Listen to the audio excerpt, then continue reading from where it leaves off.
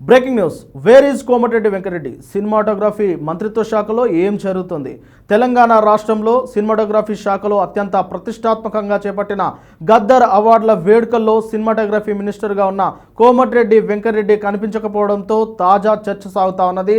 అసలు Komatireddy వెంకటరెడ్డిని cinematography minister నుంచి తప్పిస్తున్నారా, లేదంటే కోమటిరెడ్డి వెంకటరెడ్డి ఆ శాఖ నుంచి తప్పుకుంటున్నారా అన్న చర్చ కూడా సాగుతూ ఉన్నది. దీని అంతటికీ కారణం నిన్న జరిగిన గద్దర్ అవార్డ్స్ వేదికల్లో సినిమాటోగ్రఫీ మినిస్టర్గా ఉన్న కోమటిరెడ్డి వెంకటరెడ్డి ఎక్కడా కనిపించలేదు. అయితే గతంలో కూడా సినిమాటోగ్రఫీ శాఖ పైన ఆయన చేసిన వ్యాఖ్యలు తాజాగా ఆయన ఆ వేడుకల్లో కనిపించకపోవడంతో వీటన్నిటికీ బలం చేకూరుతా ఉన్నది. ఆయన చెప్పినట్లు షాడో సీఎంలు అలాగే సీఎం రేవంత్ రెడ్డి గారు మాత్రమే సినిమాటోగ్రఫీ శాఖలో అన్ని నిర్ణయాలు తీసుకుంటా ఉన్నారు. ఆయన మంత్రిత్వ శాఖలో ఆయన కీలకంగా ఉన్నప్పటికీ ఆయనకు ఒక మాట చెప్పకుండా కూడా అందరూ అలానే వ్యవహరిస్తూ ఉన్నారని చెప్పేసి ఆయన గతంలో కూడా చెప్పారు.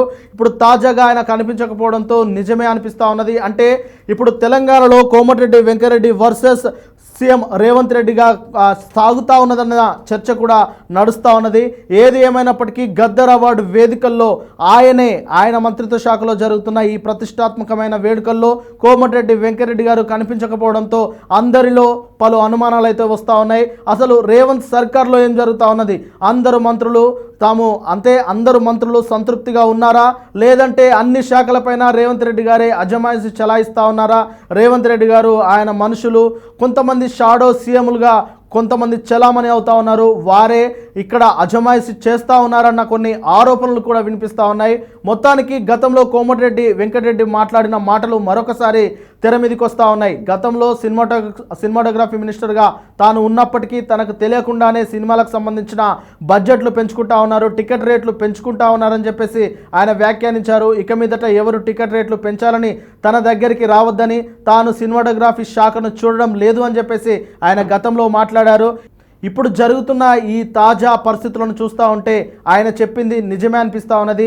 ఆయన అనఫిషియల్గా సినిమాటోగ్రఫీ మినిస్టర్గా ఎప్పుడో వైదొలిగినట్టుగా అందరూ భావించాల్సిన పరిస్థితి అయితే ఏర్పడింది. మొత్తానికి సినిమాటోగ్రఫీ మినిస్టర్గా కోమటిరెడ్డి వెంకటరెడ్డి గారు ఫెయిల్ అయ్యారా, లేదంటే ఆయనను ఆ శాఖ నుంచి తప్పించారా, లేదంటే సీఎం రేవంత్ రెడ్డి గారు ఏ ఉద్దేశంతో ఆయన రాకున్నప్పటికీ ఈ కార్యక్రమాలను అట్టహాసంగా నిర్వహిస్తూ ఉన్నారు?